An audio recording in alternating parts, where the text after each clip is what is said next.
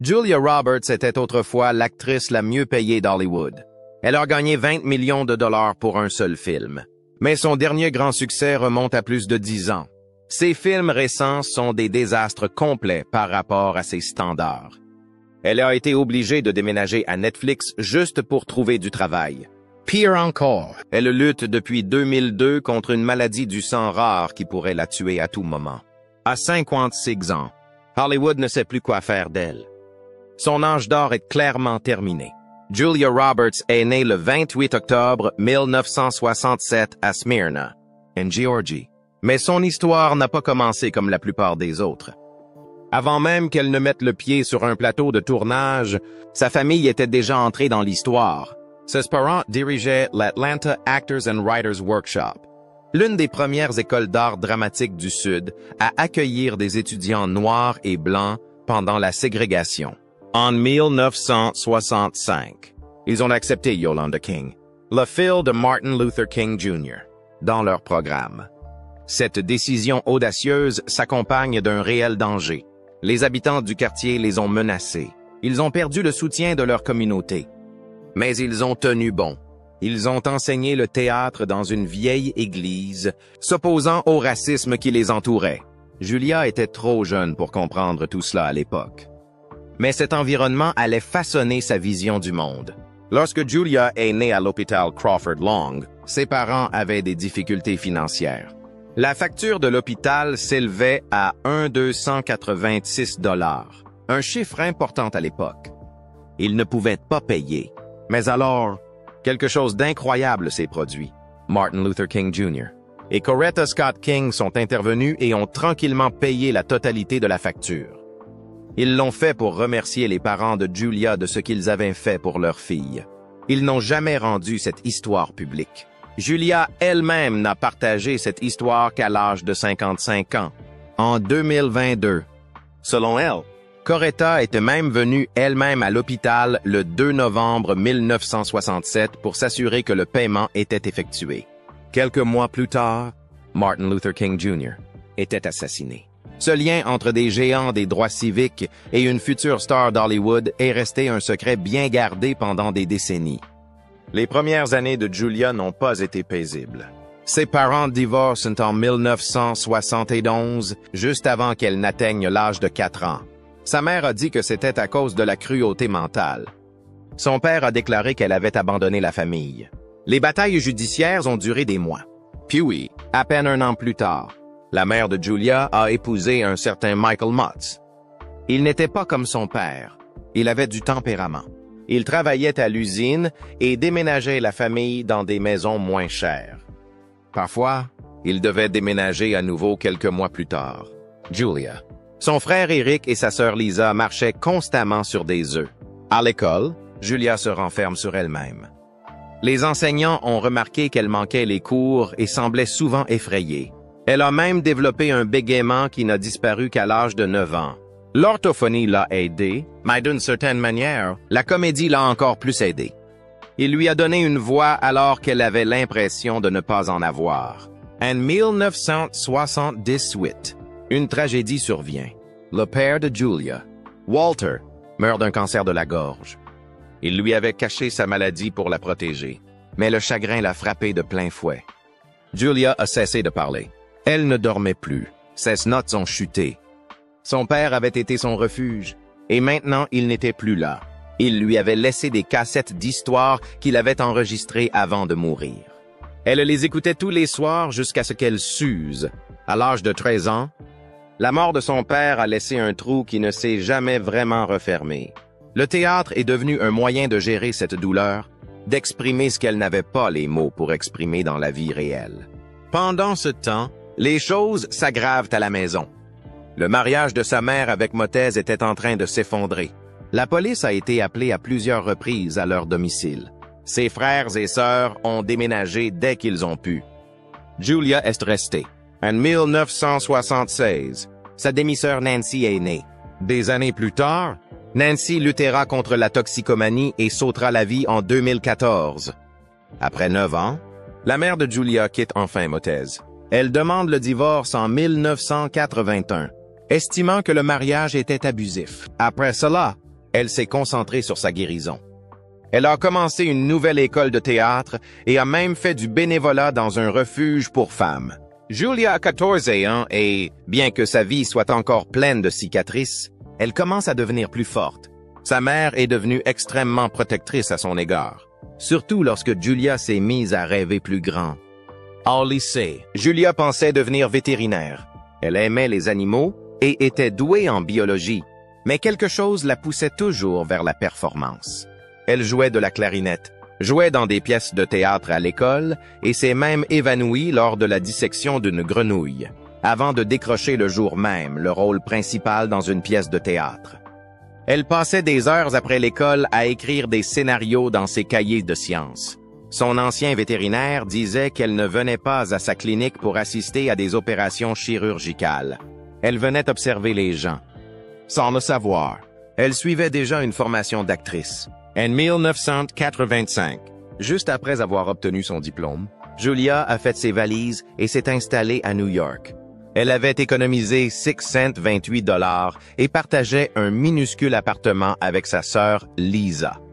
Il faisait froid. Le chauffage ne fonctionnait plus. Parfois, ils dormaient dans leur manteau. Julia n'avait pas les moyens de prendre le métro, alors elle marchait des kilomètres. Elle mangeait bon marché et se rendait à 3 ou 4 auditions par jour.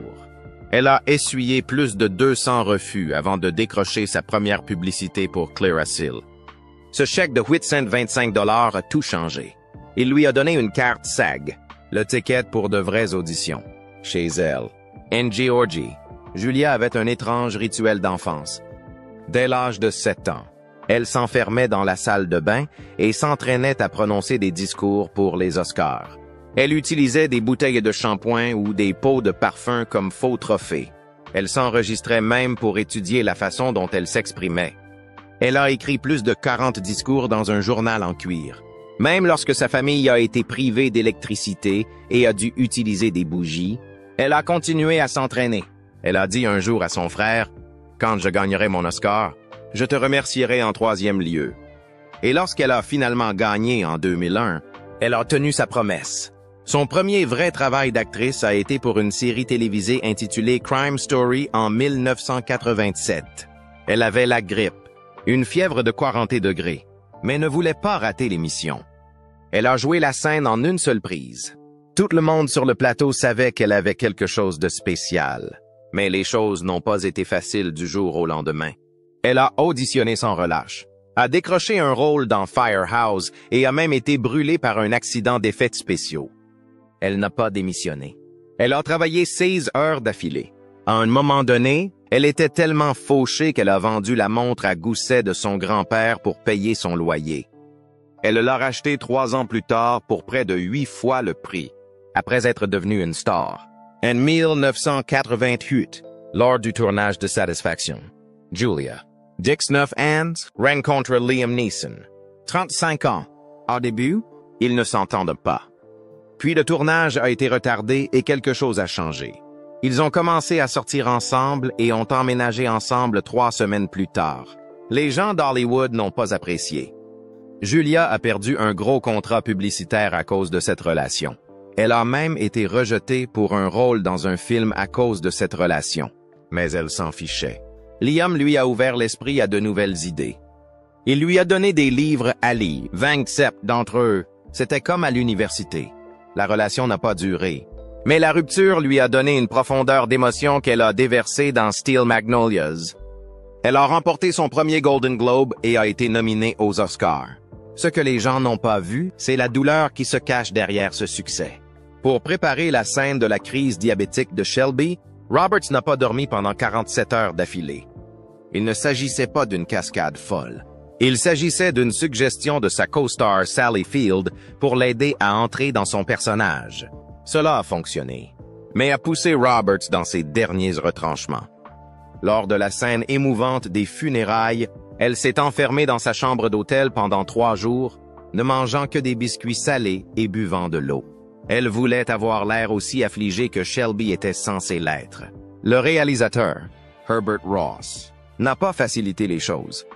Le 17 janvier 1989, après une prise difficile, Il lui a crié dessus en disant que c'était le pire jeu d'acteur qu'il ait jamais vu. Roberts était tellement bouleversée qu'elle a quitté le plateau et n'est pas revenue pendant 6 heures. Bien qu'elle fasse partie d'un ensemble de comédiens, Roberts n'est apparu à l'écran que pendant 38 minutes. Sa nomination aux Oscars n'en est que plus surprenante. L'un des moments les plus forts du film, son effondrement après une urgence médicale, a été réalisé en une seule prise. Les larmes étaient réelles. Elle a déclaré plus tard qu'elle ne jouait pas la comédie à ce moment-là. Elle était en deuil. Alors que sa carrière était en plein essor, sa vie amoureuse l'était tout autant. À la même époque, elle s'est fiancée à Dylan McDermott. Ils se sont rencontrés lors de la première lecture de Steel Magnolia le 28 novembre 1988. Il lui a passé un mot qui disait « Tu as les plus beaux yeux que j'ai jamais vus ». 19 jours plus tard, il la demande en mariage au Russian Tea Room de New York avec une bague en émeraude ayant appartenu à sa grand-mère. Ils ont emménagé dans un petit appartement du West Village, payé $1,800 par mois. Les voisins les ont vus vivre comme un couple normal. Julia a fait ses courses. Dylan promenait leur chien de sauvetage à 3 pattes. Mais leur relation est plus profonde que cela. Lorsque Roberts a failli être écarté de Pretty Woman, McDermott a appelé le réalisateur lui-même et l'a convaincu de la garder.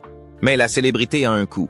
Au fur et à mesure que Roberts devenait plus célèbre, leur vie privée disparaissait.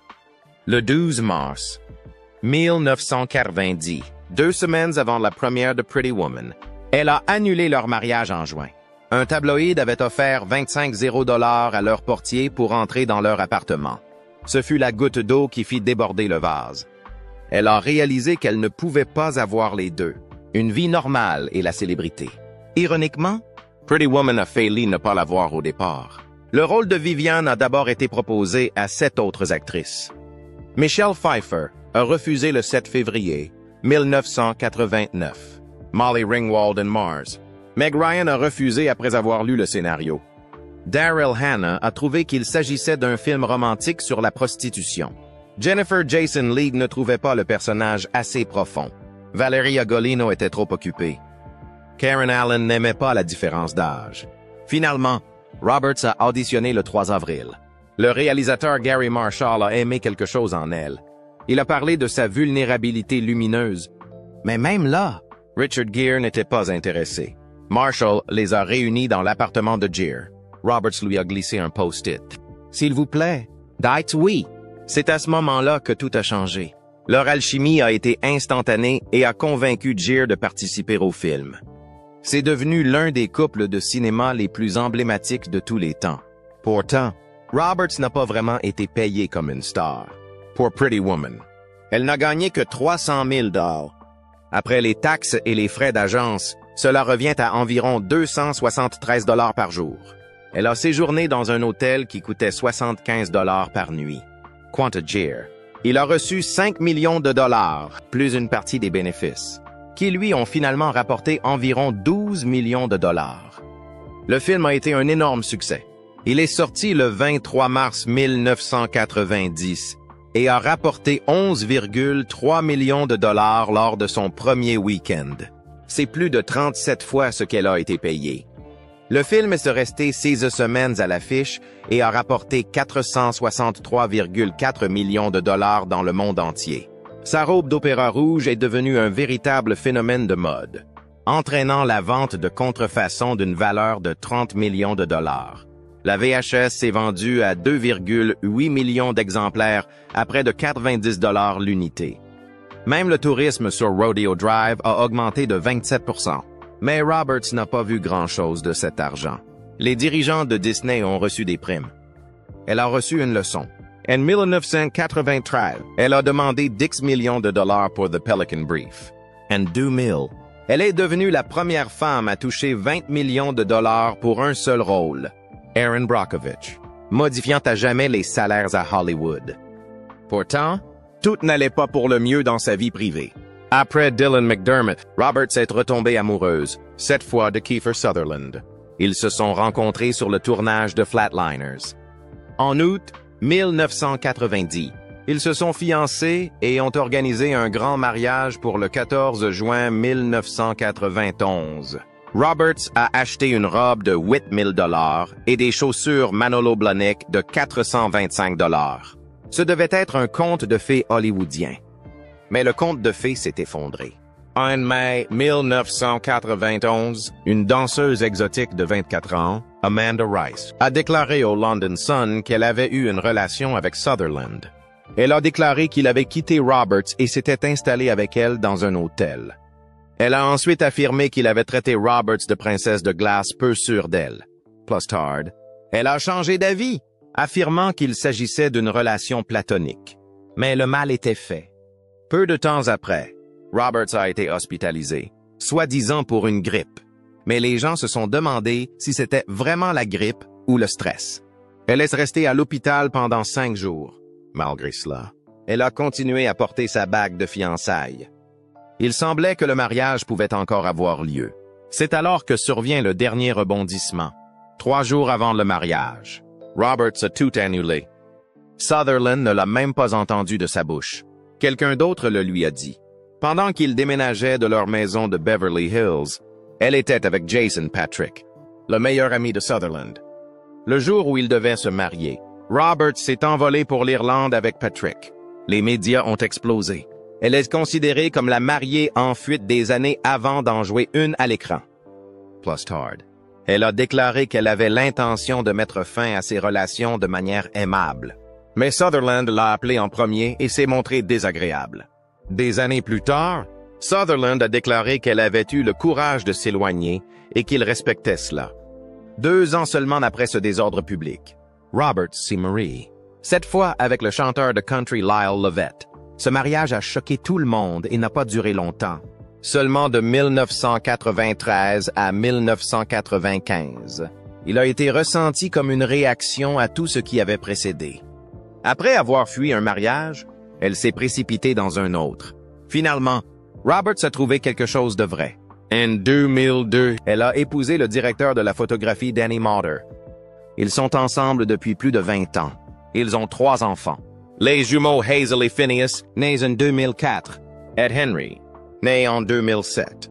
Après tous les drames, les déchirements et le chaos public, elle a trouvé la paix, ce qu'elle n'avait jamais eu lorsqu'elle était la femme la plus célèbre du monde. En 1994, le film I Love Trouble était censé être une comédie romantique légère et amusante. Au lieu de cela, il s'est transformé en un désastre en coulisses. La raison? Julia Roberts et Nick Nolte se détestaient. Et ce n'était pas seulement une tension normale. C'était une véritable guerre. Dès le début, les choses ont mal tourné. Dès qu'ils se sont rencontrés, ils se sont affrontés. Ils ne se sont pas seulement disputés. Ils se sont tellement évités qu'ils ont fini par tourner la plupart de leurs scènes avec des doublures. Julia a admis dans une interview au New York Times qu'elle se tapait sur les nerfs l'une l'autre. Puis elle a ajouté quelque chose qui a choqué tout le monde. Nolte pouvait être charmant, mais il était aussi complètement dégoûtant, et semblait même faire tout son possible pour repousser les gens. C'était brutal, et Nolte a répliqué. Dans le Los Angeles Times, il a déclaré qu'il n'était pas gentil de traiter quelqu'un de dégoûtant. Mais Julia, selon lui, n'est pas une personne sympathique. Tout le monde le sait. Le film a fait un flop. Les critiques ne l'ont pas aimé. Le public non plus. Le drame en dehors de l'écran a été plus mémorable que tout ce qui est sorti au cinéma. Mais Julia n'a pas laissé la querelle ou le flop la freiner. En 1997, elle a fait son grand retour avec le mariage de mon meilleur ami. Le film n'a pas seulement été un succès. C'est une super production. Il a remporté plus de 21 millions de dollars lors de son premier week-end et a rapporté près de 300 millions de dollars dans le monde entier avec un budget de 38 millions de dollars seulement. Son personnage n'a pas eu le mec, et le public a adoré ça. C'était différent. Réel. Le film a obtenu une note de 73% sur Rotten Tomatoes et est devenu l'un des 10 plus grands films de l'année.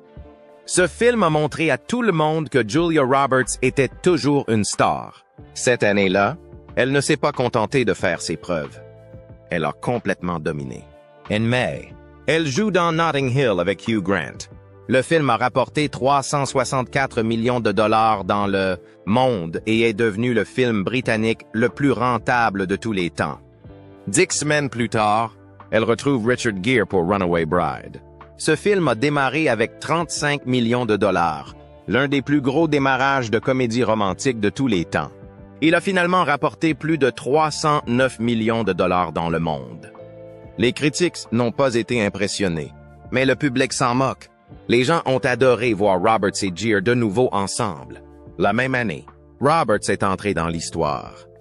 Pour Erin Brockovich, elle est devenue la première femme à Hollywood à être payée 20 millions de dollars pour un seul film.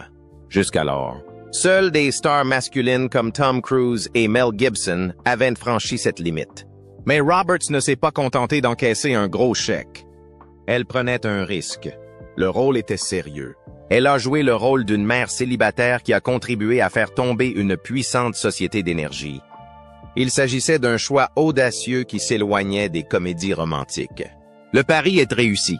Le film a rapporté plus de 200 millions de dollars dans le monde, et sa performance a tout changé. Roberts a remporté l'Oscar de la meilleure actrice. Il s'agissait de sa 3e nomination. Et cette fois, elle a remporté l'or. Elle a également remporté un Golden Globe, un BAFTA et un Screen Actors Guild Award. C'était un balayage total. Elle a même plaisanté lors de son discours pour les Oscars en disant qu'elle allait prendre son temps sur scène. Elle l'avait bien mérité. Son élan ne s'est pas arrêté là. En 2001, les films de Roberts avaient rapporté plus de 3,9 milliards de dollars dans le monde entier. Et elle n'avait pas besoin de films de super-héros ou de grandes franchises pour y parvenir. En fait, à part la série Ocean's 11, elle a complètement évité les franchises. Au lieu de cela, elle a continué à enchaîner les succès. Julia Roberts venait d'épouser Danny en juillet 2002. Elle avait 35 ans, était amoureuse depuis peu et venait de remporter un Oscar pour Erin Brockovich. Mais au bout de quelques semaines, quelque chose ne va plus. Elle était tout le temps fatiguée. Sa peau présentait des marques noires et bleues sans raison. Danny l'a remarqué. Il l'a poussée à consulter un médecin. Des tests ont suivi, et le résultat a bouleversé son monde. Les médecins lui ont dit qu'elle souffrait de purpura thrombocytopénique idiopathique, PTI. Il s'agit d'une maladie du sang rare. Seuls 3,3 adultes sur 100 000 en sont atteints. Cette maladie entraîne un taux de plaquettes dangereusement bas, ce qui signifie que le sang ne peut pas coaguler correctement. Pour Julia, ce n'était pas seulement effrayant, c'était déchirant. À ce moment-là, son plus grand rêve était d'être mère. Mais le diagnostic a rendu ce rêve incertain. Pourtant, elle n'a pas abandonné. 2 ans plus tard, elle donne naissance à des jumeaux, Hazelette Phineas, Pewee, en 2007. Son fils Henry est né. Malgré sa maladie, Julia est devenue mère de 3 enfants. Elle n'a pas laissé son état la définir.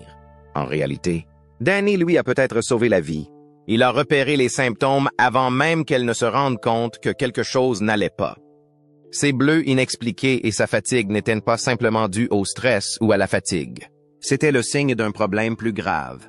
Lorsque sa numération plaquettaire est tombée bien en dessous de la fourchette, normale de 150 000 à 450 000 par microlitre de sang, les médecins sont entrés en action. En l'absence de traitement, elle aurait pu être victime d'une hémorragie interne, voire cérébrale. La rapidité d'esprit de Danny a tout changé. La maladie elle-même est délicate. Son système immunitaire s'est retourné contre elle. Il a commencé à attaquer ses propres plaquettes comme si elles étaient des ennemis. Personne ne sait exactement pourquoi. Peut-être était-ce le stress, peut-être la génétique, mais le moment est bien choisi. Sa vie était scrutée à la loupe. Son mariage, sa célébrité, tout, son corps, sous pression, l'a trahi. Elle doit faire attention tous les jours. Même une petite coupure peut être dangereuse. Parfois, une hémorragie interne peut se produire sans avertissement. Les médecins l'ont surveillée en permanence, en particulier lorsque son taux de plaquettes approchait les 20 000. La zone dangereuse. Plus basse, une chute ou une bosse peut mettre sa vie en danger. Pour la combattre, Julia a entamé une longue liste de traitements. Il y a d'abord eu les stéroïdes comme la prednisone. Ils ont aidé, mais ont entraîné des effets secondaires. Prise de poids, sauté d'humeur, bouffissures. Le fait d'être sous les feux de la rampe rendait les choses encore plus difficiles. Lorsque cela n'a pas suffi, Elle a ajouté un traitement par IGIV. Cela prenait des heures et devait être fait en fonction de son emploi du temps. Plustard. Elle a utilisé des médicaments plus récents comme le Romoplastim et l'Eltrombopag, qui ont aidé son corps à produire plus de plaquettes. Dans les pires moments, elle a eu recours au Rituximab, un médicament puissant qui a éliminé les mauvaises cellules immunitaires. Tout cela n'était pas bon marché.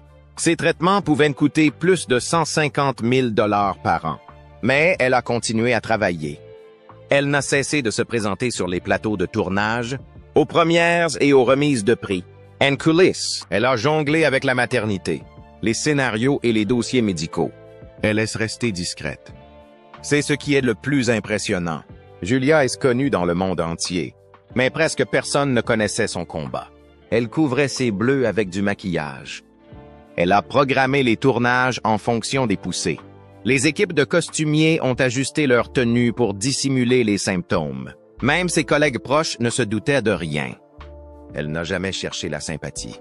Elle voulait juste vivre sa vie. Mais sa vie personnelle n'a pas toujours été aussi privée. Au début des années 1990, une bataille pour la garde des enfants déchire sa famille. Son frère, l'acteur Eric Roberts, se battait pour obtenir la garde de sa fille Emma. Mais Julia ne l'a pas soutenu. Elle a plutôt soutenu son ex-petite amie, Kelly Cunningham. Elle a payé ses avocats et l'a aidé à obtenir la garde des enfants. Eric était furieux. Julia et lui ne se sont pas parlé pendant plus de 10 ans. Il a admis plus tard qu'il était dans une situation sombre, qu'il était dépendant, en colère et qu'il n'était pas fiable. La perte de la garde de l'enfant a été le prix à payer. Lorsque Julia a accouché de ses jumeaux en 2004, Eric est venu à l'hôpital. Cette visite leur a permis de commencer à reconstruire ce qui avait été perdu. Julia et Kelly ont formé un lien étrange.